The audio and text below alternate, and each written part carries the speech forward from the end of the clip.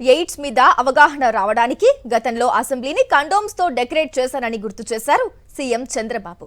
గతంలో ఏపీలో నేషనల్ హైవేపై ఎక్కడ చూసినా కండోమ్స్ కనిపించేవన్నారు. 30 ఏళ్ల క్రితం ఎయిడ్స్ లో ఏపీ టాప్ లో ఉండేదన్నారు. నిశ్శబ్దాన్ని ఛేదించి ప్రతి ఒక్కరూ ఎయిడ్స్ గురించి మాట్లాడాలన్నారు.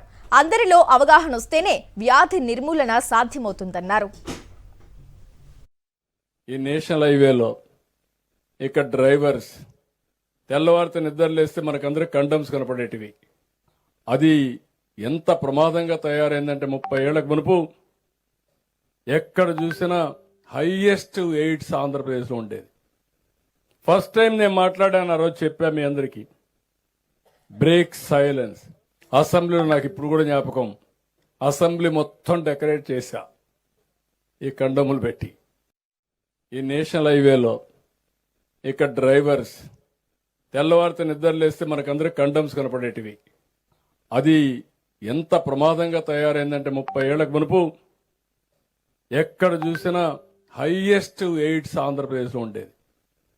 ఫస్ట్ టైం నేను మాట్లాడాను, ఆ రోజు చెప్పా మీ అందరికీ, బ్రేక్ సైలెన్స్. అసెంబ్లీలో నాకు ఇప్పుడు కూడా జ్ఞాపకం, అసెంబ్లీ మొత్తం డెకరేట్ చేశా ఈ కండములు పెట్టి.